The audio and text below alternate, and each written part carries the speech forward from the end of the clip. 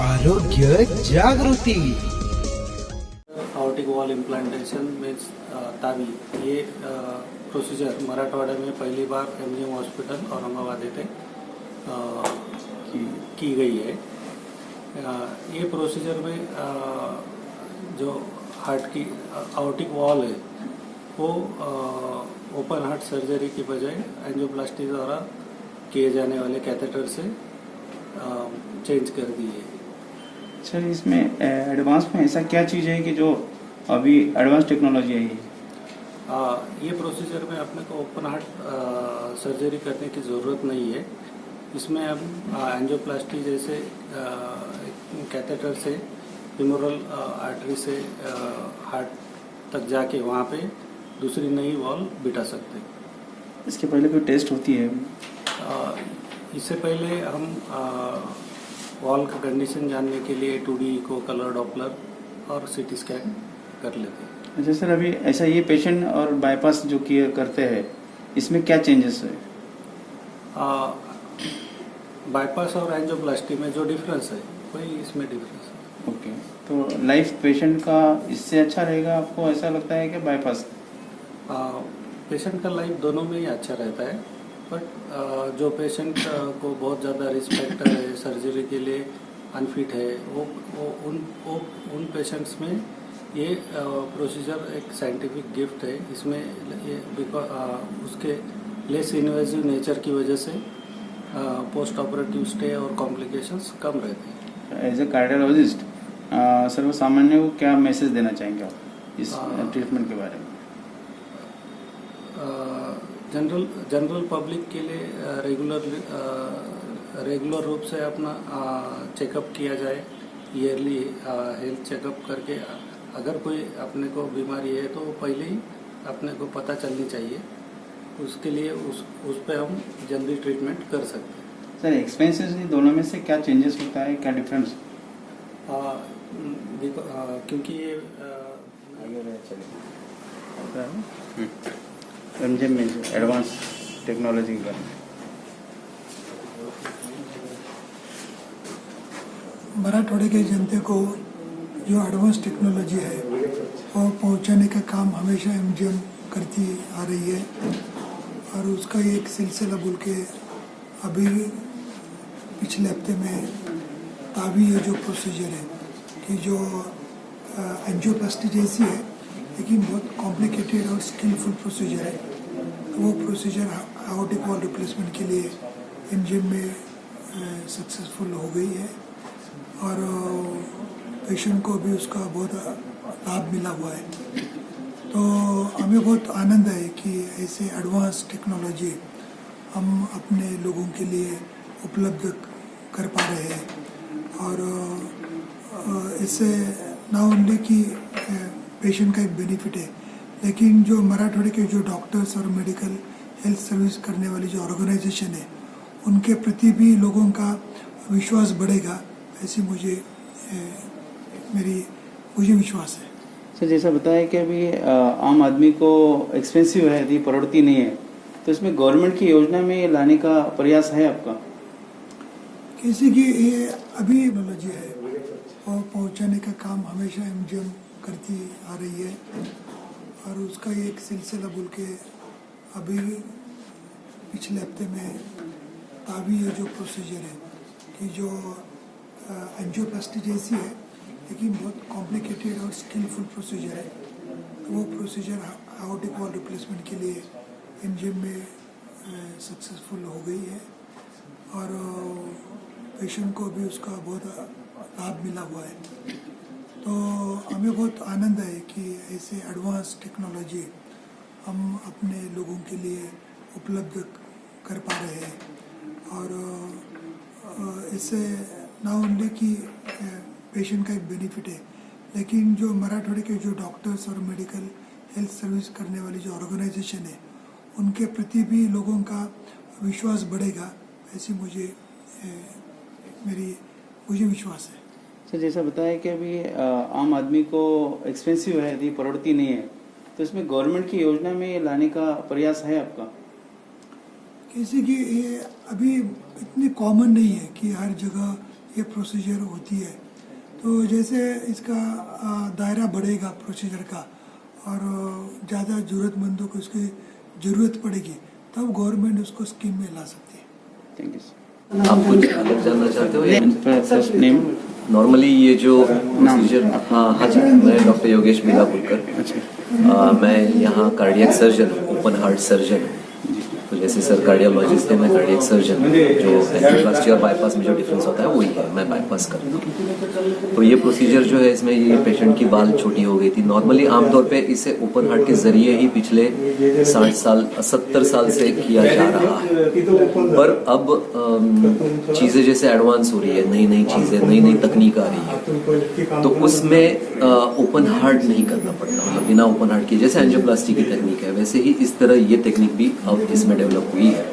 पहले ये प्रोसीजर उन्हीं पेशेंट्स में किए जाते थे जिनको ओपन हार्ट करना तकरीबन नामुमकिन था। तो इसीलिए एक लास्ट मेथड जिसको हम सैल्वेज बोलते हैं, एक आखिरी रास्ता, इसीलिए ये कोशिश के तौर पे की गई। और फिर इस कोशिश में जब सक्सेस मिलने लगा तब ये आमतौर पे इसका इस्तेमाल करने जाना शुरू हुआ। तो अभी ये जो है टावी ये प्रोसीजर की जाती है। इसमें ओपन हार्ट अवॉइड मतलब हार्ट ऑपरेशन अवॉइड होता। हार्ट ऑपरेशन में क्योंकि फाइनली एक जख्म तो मतलब एक लाइन तो रहती है, पेशेंट को 1-2 महीने लगते हैं रिकवर होने में। जैसे आप देख रहे हो ये पेशेंट अभी अच्छे खासे चल रहे हैं, आज 4था-5वां दिन होगा उनका। ओपन हार्ट के बाद इस तरह से चलना फिरना घूमना ये थोड़ा टाइम लेता है।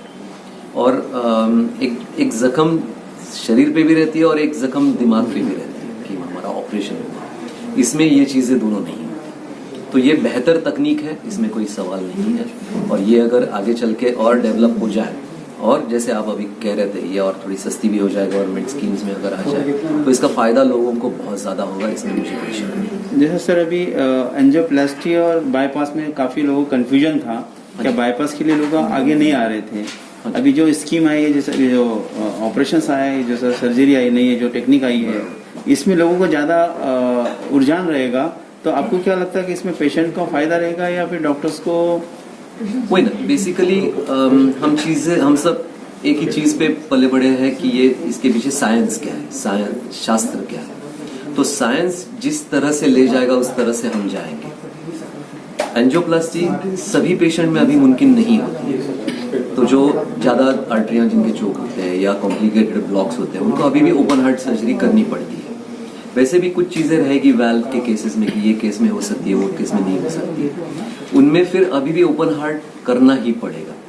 तो उस हिसाब से दोनों एक दूसरे के साथ चलने वाली चीजें हैं। फाइनली दोनों चीजें एक ही बताती है, पेशेंट अच्छे हो जाए कोई भी तरीके से हो। मतलब बॉनेट खोले या बॉनेट खोले बिना गाड़ी अच्छी होनी जरूरी है। सो वैसे ओपन हार्ट करो या एंजियोप्लास्टी करो या बाईपास करो, पेशेंट की तकलीफ कम होना, पेशेंट का दर्द कम होना, ये सबसे अहम है, ये सबसे जरूरी है। सर पेशेंट को आपके as a cardiologist open heart surgery अच्छा रहेगा कि टावी से जो नया टेक्निक आया है इससे बेनिफिट ज्यादा रहेगा पेशेंट? देखो बेनिफिट तो छोटी चीजों से बड़े काम जो होते हैं उसका बेनिफिट तो पेशेंट को होगा ही। सो टावी से बेनिफिट होगा, इसमें कोई सवाल नहीं है। तो बिना ओपन हार्ट किए, बिना एनएस भूल लिए, बिना मतलब रिस्क जो है, रिस्क अगर हम देखें तो सर्जरी में हमेशा थोड़ी सी रिस्क ज्यादा ही होगी। उस हिसाब से रिस्क भी पेशेंट को अगर हम कम दें और उतना ही अगर फायदा अगर हम पहुंचा पाए तो ये पेशेंट के लिए बेहतर होगा, इसमें कोई शक नहीं है। सर ऐसा ब्लॉकेज ना हो पेशेंट को, ऐसा क्या मैसेज देना चाहेंगे कि लोगों ने उसका प्रिकॉशन लेना चाहिए? ये तो मेरे ख्याल से हर इंसान इस दुनिया में जानता है कि उसको किस तरह जीना है। अगर वो ऊपर वाले के बताए रास्ते पे अगर चले, अच्छी तरह रहे, तो बीमारियां बहुत ही कम होगी। ऑफकोर्स ये वाल वाली बीमारी जो होती है बहुत कारणवश होती है, बट अगर वजन कंट्रोल में रखा जाए, शुगर कंट्रोल में रखे, ब्लड प्रेशर काबू में रखे, तो ये बीमारी थोड़ी लेट होगी, जल्दी नहीं होगी। जैसे आप घुटनों के बारे में जानते हो, घुटने अगर वजन ज्यादा है और ज्यादा आप उसको लोड देंगे तो वो जल्दी खराब हो जाते हैं। कुछ अनुवंशिक कितना प्रमाण रहता है सर? अनुवंशिकता का इस बीमारी में जो अभी बताई गई है उसमें अनुवंशिकता ज्यादा नहीं है। Thank you sir, thank you. मला 34 वर्ष पूर्ण झाले। सध्या मला जास्त दम लागत होता, त्याच्यामुळे मी चेकअप केलं। त्यामध्ये असं समजलं की तुमचा वाल चोकअप झालेला आहे, नंतर मी परेशान झालो. नंतर मी डॉक्टरांना येऊन भेटलो. डॉक्टरांनी सांगितलं की तुम्ही पहिले बेलापूरकर सरांना भेटा. त्यांना भेटलो पण ते काहीतरी क्वारंटाईन झालेले होते, त्याच्यामुळे त्यांचे मग आमची काही भेट झाली नाही. आम्ही घरी गेलो. परत नंतर एक दोघांना विचारलं, ते म्हणे उदगिरे साहेब आहे तिथं, त्यांना तुम्ही विचारा म्हणे. मग उदगिरे साहेबांना आम्ही विचारलं. त्यांनी आम्हाला प्रोसिजर सांगितलं पूर्ण, व असं असं आहे आणि तुम्हाला अँजिओप्लास्टिक करावी लागेल. म्हणलं ठीक आहे चालेल, पण फाडाफाडी काही झाली नाही पाहिजे म्हणलं. म्हणजे ठीक आहे म्हणे. मग ठीक आहे, पैसा जास्त लागेल म्हणलं, पैसा लागू द्या किती बी. ठीक आहे म्हणे. मग आम्ही आलो. त्यांनी ज्या दिवशी आमची अँजिओप्लास्टी झाली, दुसऱ्या दिवशी पुढं फाडलेलं नाही, काही नाही. मी आता सुद्धा बघू शकता मला, हे तुला काहीच नाही.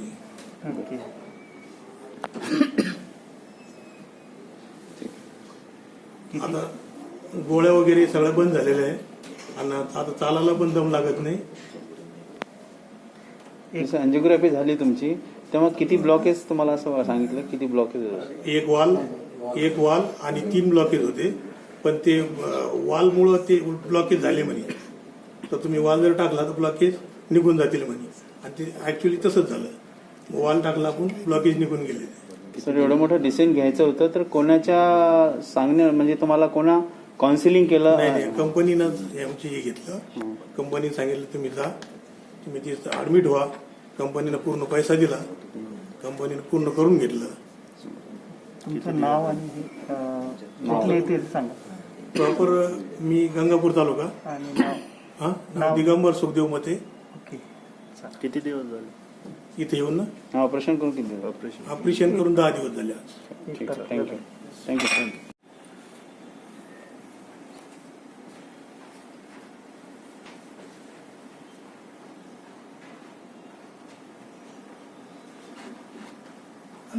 लाईट